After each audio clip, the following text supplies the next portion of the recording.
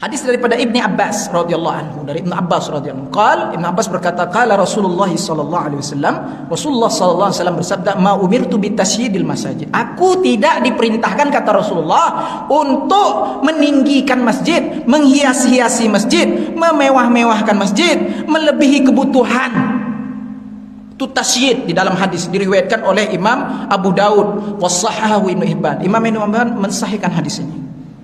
Aku tidak diperintahkan, kata Rasulullah, bitasyidil masajid, untuk memegah-megahkan, meninggikan, mewahkan bangunan masjid. Bukan itu aku diperintahkan, bukan untuk itu diperintahkan, kata Rasulullah. Ya, Pak Ibu yang dimuliakan Allah Subhanahu wa taala. Nah, ini penting, ini pengurus ngerti, tahu jamaah, bukan pengurus ya, jamaah pun mesti ngerti. Jangan asik nak mencantikkan masjid aja.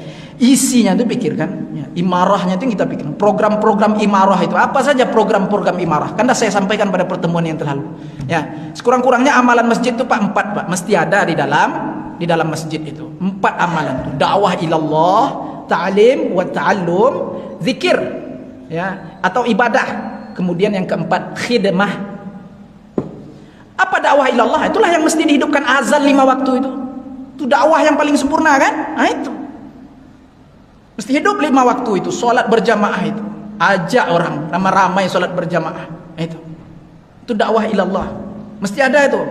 Kalau masjid cuman maghrib aja bunyi azan, Pak, itu musola namanya, Pak. Ada masjid lagi namanya itu, musola namanya itu. Ya.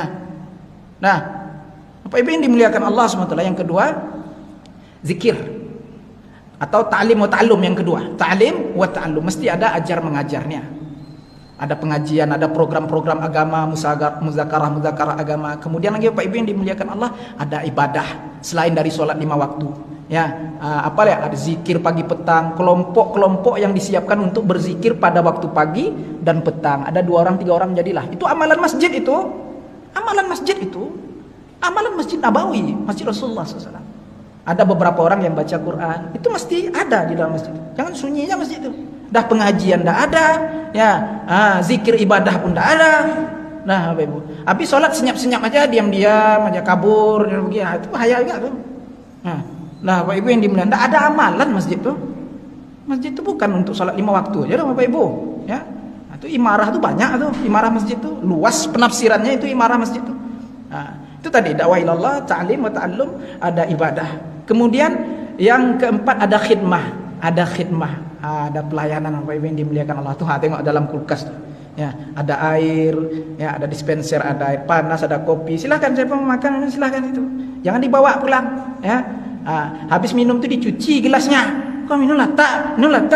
Ya, minum cuci gelas tuh, taruh itu lagi. Itu khidmah namanya. Terus sendal selipar kata orang Malaysia, Pak, yang berserak tuh susun rapi-rapi. Itu khidmah tuh. Itu amalan masjid. Khidmah tuh, susun rapi-rapi. Mantap tuh, Pak. Harus ada ditentukan itu. Dia diprogramkan siapa, ini siapa. Itu Ibu amalan masjid tuh. Kalau sempurna tuh, Pak, baru turun rahmat tuh, bertubi-tubi turunnya itu, Pak, di masjid. Tersebar ke 40 rumah sekeliling masjid itu, Pak.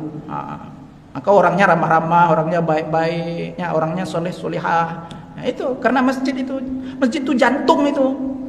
Jantung kampung masjid itu. Nah, Bapak Ibu yang dimuliakan Allah Subhanahu wa taala.